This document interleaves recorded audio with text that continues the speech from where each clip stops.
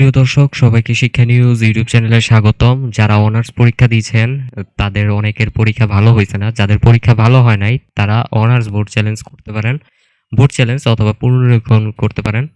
তো তাদের জন্য এই পোস্টটা খুবই উপকারী হতে চলেছে বা এই ভিডিওটা খুবই উপকারী হতে চলেছে।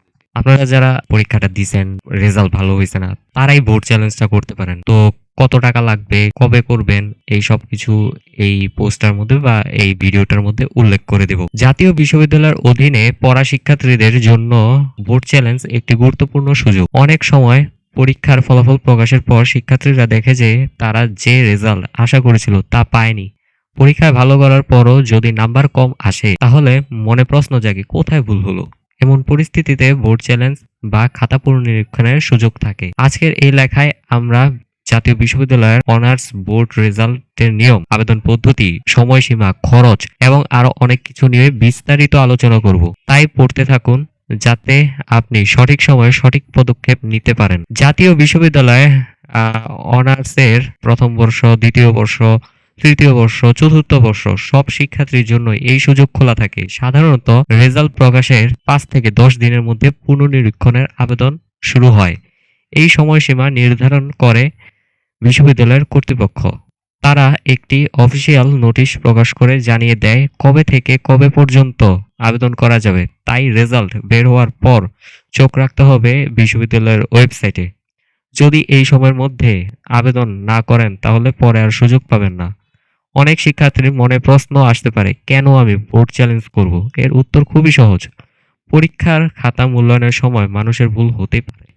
কখনো আনসার শিট ঠিকমতো দেখা হয় না, কখনো নাম্বার যোগ বিয়োগে ভুল হয়, আবার ওএমআর শিট স্ক্যান করার সময়ও সমস্যা হতে পারে। ফলে আপনি পরীক্ষায় ভালো করলেও রেজাল্টে তা প্রতিফলিত নাও হতে পারে।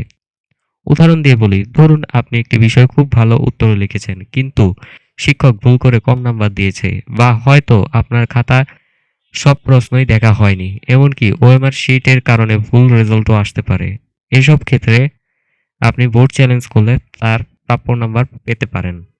তাই যদি মনে হয় রেজাল্ট আপনার পরিশ্রমের সঙ্গে মিলছে না, তাহলে অবশ্যই এই সুযোগ নেওয়া উচিত। বোর্ড চ্যালেঞ্জ করার সময় কিছু প্রয়োজনীয় জিনিস বা তথ্য দিতে হয়। এই তথ্যের তালিকাটা দেওয়া আছে, ভিডিওটা পজ করে দেখতে পারেন। এছাড়া আমি এই পোস্টের লিংক আমি ডিসক্রিপশন বক্সে দিয়ে দেব, আপনারা সেখানে গিয়ে অবশ্যই দেখে নেবেন। তো এখানে দেখতেই পারতেছেন কিভাবে বোর্ড চ্যালেঞ্জের আবেদন করবেন। জাতীয় বিশ্ববিদ্যালয়ের যেই একটা কি বলে ওয়েবসাইটের লিংক দিয়ে দিছে, এই ওয়েবসাইটের লিংকে ঢুকবেন। আমি এই ওয়েবসাইটের লিংকে গিয়ে আপনাদের দেখিয়ে দিই। এই ওয়েবসাইটে আসবেন। এই ওয়েবসাইটে আসার পরে আপনাকে এই ফর্মগুলো ফিল আপ করতে হবে। যেহেতু প্রথম বর্ষ রেজাল্ট দিছে কিন্তু প্রথম বর্ষেরটা এখানে এখনো আসে নাই, তার মানে এটা এখনো ছাড়ে নাই। যখন ছাড়বে তখন নোটিশ দেওয়া হবে।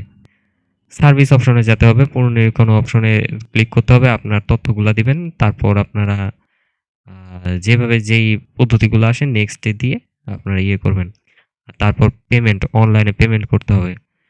তো এর ফি কত হতে পারে? আবেদনের ফি বিভিন্ন সময় বিভিন্ন 1200 টাকাও হইতে পারে, 1000 টাকাও হইতে পারে। এটা আপনার উপরে নির্ভর করবে বা এটা সময়ের উপরে নির্ভর করবে। তো অবশ্যই নিয়ম মেনে চলবেন।